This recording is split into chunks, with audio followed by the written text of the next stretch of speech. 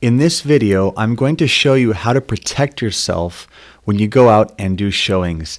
This is a very important topic, and it comes up no matter how many times I tell agents about this.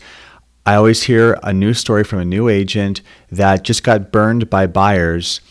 And it's so important that if you're going to take your time, your resources, like the money you invest in your business, your MLS access, gas, insurance to drive to a meeting, everything that you've invested to perform as a real estate agent, it's very important that you protect your investment and you don't get exploited by buyers that have you come out and show properties and have you do all this legwork only to later write an offer with another agent or a relative or someone from out of the area. This happens all the time. This topic will never expire. It'll never get old. So bear with me for just the few minutes that this video takes, because I can show you very quickly on what you need to do to protect yourself and save you thousands and thousands of dollars of lost commission and heartbreak.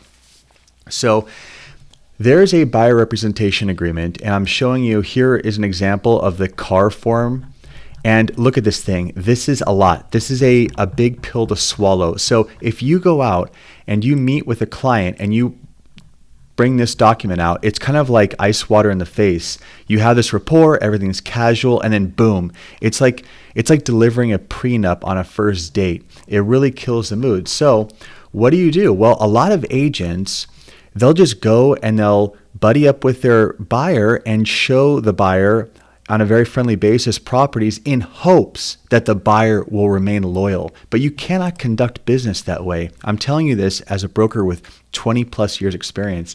So there's an alternative. This is a proprietary form. You can use it if you're a Balboa agent. If you're not, there's a link in the description. Go ahead, just copy the text, create your own form. I think all agents in the industry, if they use this, it'll help everyone. It'll benefit everyone because people won't be crossing lines and there won't be any ambiguity in terms of who this buyer's working with. So let me show you. Remember that last document, this buyer representation agreement? This thing's several pages and a lot of legal text. This is one simple page. So instead of showing up with the buyer representation agreement, you're instead going to show up with the property showing agreement. One page. Now I'm going to read it. I'm going to go through this line by line. I promise you we'll make this video quick, but this will save you so much trouble, hours and hours of going back and forth or seeking a procuring cause claim. And this small preventative measure can mean so much. Okay, so you're going to go to the buyer. And now years ago, I used to bring this form on a clipboard, but you can send it through DocuSign or however you do it. And you're going to write your name in here. Buyer understands that your name as the agent is allocating considerable time and resources to facilitate the showing of the property at the locations listed below. And for that consideration, buyers commit to be exclusively represented by said agent for any property at the below locations. This right here is stating that you are the agent. You're investing your time and your resources, your money, your education, everything that you do to show up as a professional to facilitate showings to the properties listed below. That's it. Now, a buyer representation agreement, this just says, hey, buyer, you're stuck with me no matter what. Okay, and that's a big ask, right? But this is just saying these properties below.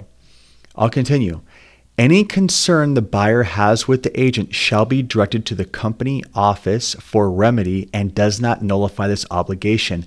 I just added this provision today. I've long used this form, but I added this provision because in my opinion, it's not enough for a buyer to say, you know what, that agent offended me, so I went somewhere else, because a buyer could make that up. It's totally subjective.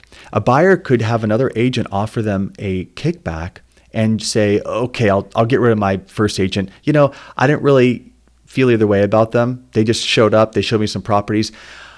The reality is buyers will never understand all that you have done to get where you are, to sign up for the MLS, the Board of Realtors, the state exam, the education, every single thing you do from when you first got your license to dressing professionally for the meeting, no buyer is truly going to take that into consideration. You have to protect the value you've invested.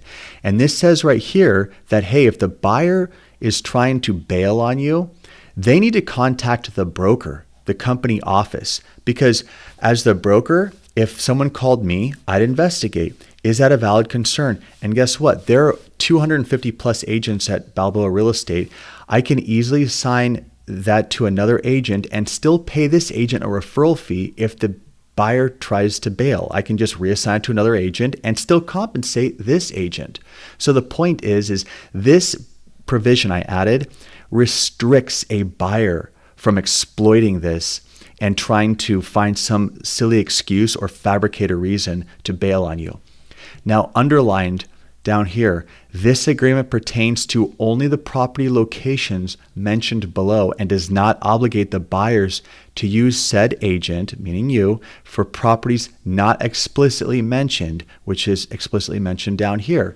So this underlined statement, this allows you to present this form, but then not be too abrasive, because you can say, look,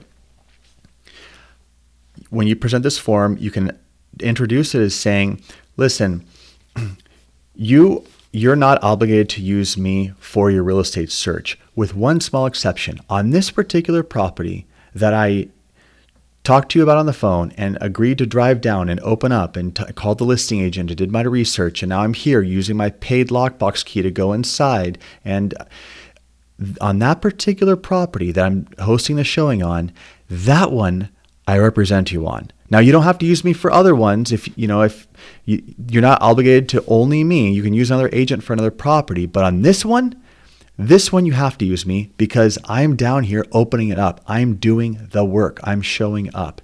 And that's why you're going to list it here.